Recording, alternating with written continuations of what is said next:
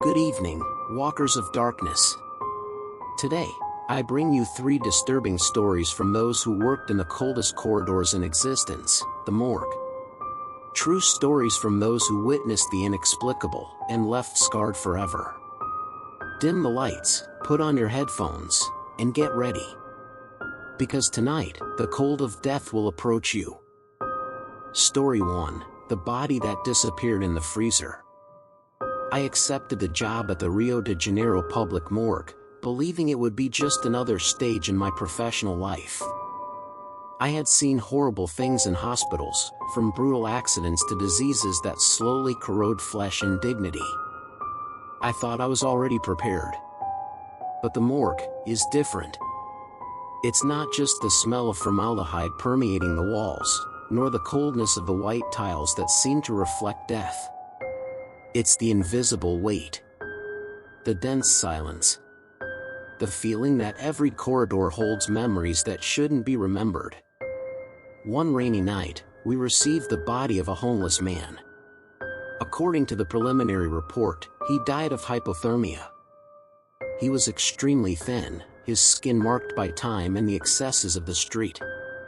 As we laid him on the stretcher, I noticed something disturbing. His eyes, still half closed, seemed to watch me. Opaque eyes, yes, but filled with a strange intent. Dr. Morgue, the on-call physician, and I followed protocol. We placed the body in the freezer drawer, heard the metallic creak of the door, and made sure it was securely locked. A mechanical, cold, and uncomplicated process. At least at that moment. A few hours later, I had to return to the department to retrieve documents. That's when I felt an unusual chill. It wasn't just the frigid air in the room, it was as if the air itself had become heavy, sharp, hostile. And then I realized, the drawer where we had placed the homeless man was open. From inside, frozen vapor spread across the floor, creeping like living smoke. My first thought was, I'd made a mistake. Maybe I hadn't closed it properly. But as I approached, I noticed something impossible to ignore. On the floor, in front of the open drawer, was the clear imprint of a bare foot. And it wasn't pointing outward, but inward. It was as if the body had crawled into it on its own. I stood still, unable to breathe. Then I heard footsteps behind me. It was Dr. Morgue. He didn't seem surprised. He glanced at the open drawer and simply murmured, with the calm of someone who had witnessed this before. Some just disappear. No questioning, no investigation, no calling for help. Just that sentence. But the story didn't end there. That same morning, while reviewing reports in the office, I heard a sound that made me freeze, shuffling footsteps echoing down the freezer aisle. Slow, heavy, like bare feet on a cold floor. With each passing second, the noise grew closer. When I summoned the courage to look, I saw a shadow standing on the other side of the glass. Tall, thin, disproportionate. The face, however, wasn't a face, just black holes where eyes should have been. It conveyed no anger. No pain. Just emptiness. Blinking was enough. The shadow disappeared. I ran to the infirmary and locked myself in, spending the rest of the night awake, my heart hammering in my chest. In the days that followed, I tried to carry on. But the morgue was never the same for me. The cold seemed to cling to my skin. Sometimes, as I walked through the hallways, I swore I heard muffled moans coming from the drawers. A hoarse, suffocated sound, like someone calling for help. One morning, when I opened one of the drawers, I found no body. Only deep scratches in the metal, as if fragile nails had dug in desperately. That night, I left my badge on the table. I never went back. But even far away, I couldn't escape. To this day, at 3:17 a.m., I wake to the same sound, shuffling, slow footsteps crossing my room. And I always feel the same biting cold. as if the drawer had been left open, waiting for me. Story 2, The Head in the Window. Working in the morgue was never exactly a childhood dream.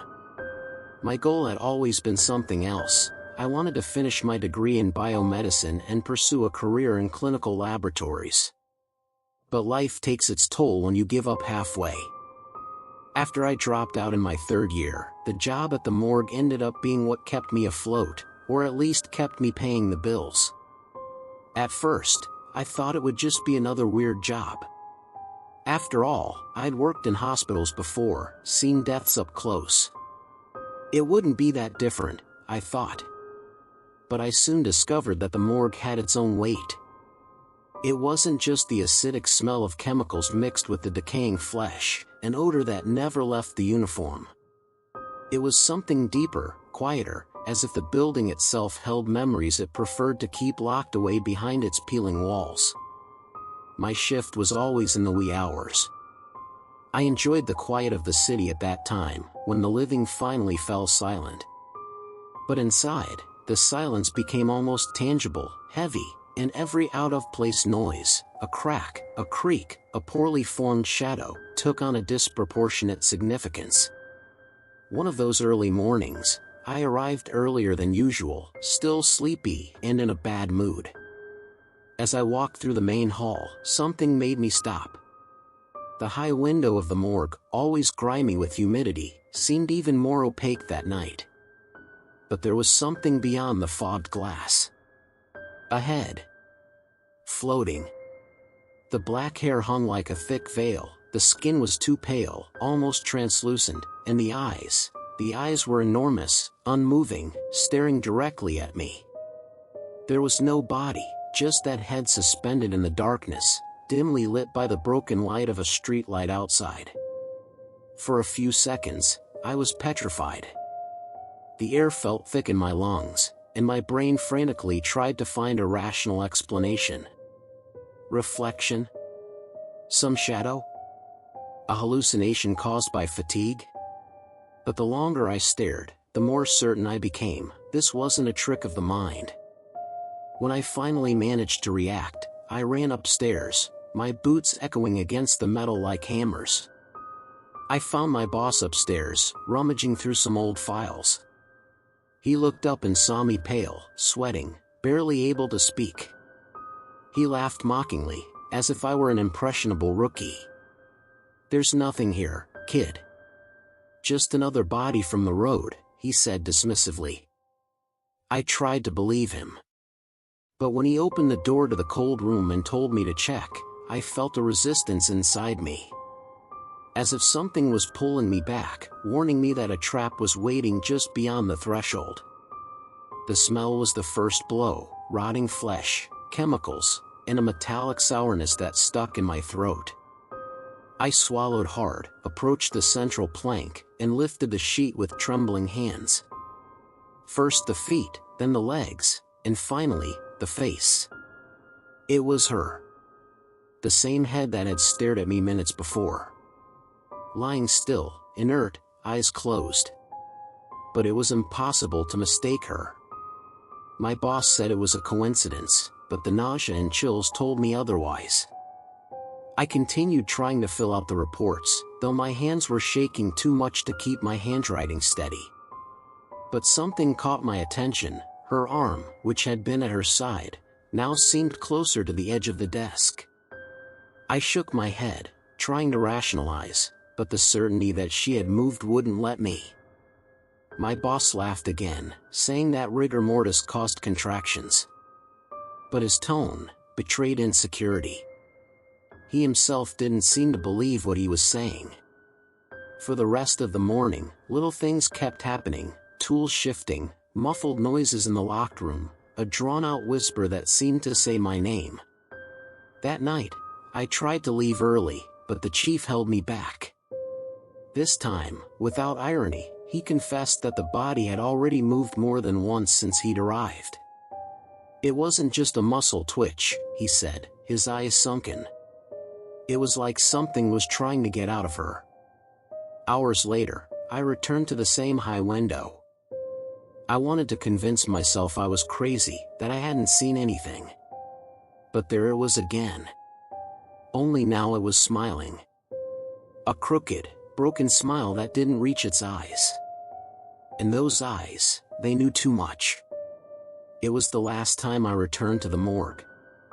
I could never look at glass the same way again. In display cases, windows, switched-off televisions, sometimes I still see the outline of a crooked smile appearing behind me. Always closer. Always waiting. Story 3, The Young Woman and the Mysterious Bag. That night, the rain pounded the morgue's tin roof as if it wanted to tear it off piece by piece. I was already exhausted, half-numbed by the routine of files, forms, and metal drawers. But then the door creaked, and 2 men entered carrying a body. It was a young woman, perhaps no more than 20. Her delicate face still held traces of life, as if she were merely sleeping. But there was something unsettling. Her half-closed eyes seemed to follow me as I placed her on the gurney. Next to the body, the men left a small, red, worn leather bag. "We found it with her," they said. "It should go into the inventory." I tossed the bag on the table without paying attention. But the detail didn't escape me. The clasp was cracked, as if it had been forced from the inside. As I filled out the paperwork, a strange sound spread through the room, a metallic clink, like keys clanging, coming from the bag. I eyed it suspiciously. Maybe it was the impact of a fall, maybe. But then came the whisper. Low, muffled, as if someone were speaking with their lips pressed against the leather. I couldn't make out the words, but the tone was pleading, almost childish. My heart raced. I approached slowly, each step echoing in the heavy silence. When I touched the clasp, the sound stopped. I took a deep breath and opened it. Inside, there were no documents, no money, nothing that made sense. Just a dirty rag doll, stitched with crooked threads, its eyes ripped out. And, in place of a mouth, a sloppy cut, as if it had been slashed with a knife. I dropped the bag to the floor, terrified. The doll rolled to a stop at the young woman's feet. At that moment, I heard a crack. Her neck turned slowly, at an impossible angle, until her opaque eyes locked with mine. I gasped, unable to breathe. And then it happened. The bag, lying beside the stretcher, began to move on its own, shaking as if something were trying to get out. A dark, viscous liquid oozed from the doll's cut, spreading across the floor toward the freezer. I ran to the door, but it wouldn't open. Something was pushing against it from outside. The cold became unbearable, freezing my skin. Behind me, I heard the whisper again, this time loud and clear, coming directly from the doll's torn mouth. "Give me back what's mine." The light blinked 3 times and went out. In the pitch black, only sounds remained, the dragging of the bag across the floor, the metallic click of the drawers opening by themselves, and the slow breathing of the young woman, who shouldn't be breathing anymore. When I woke up, it was already morning. The door was unlocked, as if nothing had happened. But the bag was gone. No record of it, no receipt, no inventory. I asked the boss, and he just stared at me silently, as if he already knew what I was talking about. Then he murmured, "Sometimes they don't come alone." That night I quit. But even far from the morgue, the sound of the bag dragging across the floor still haunts me. Sometimes I wake up to it echoing in the room, always closer to my bed. And I know that one day, when I open my eyes, she'll be there, waiting for me to return what's hers. And so we end another descent through the halls of death. But remember, when the story seems to end, that's when the silence becomes most dangerous. Bodies that disappear, faces that smile through the glass, objects that should never be there. In the morgue, nothing is mere coincidence. If you've made it this far, it's because you're brave enough to walk with us through the darkness.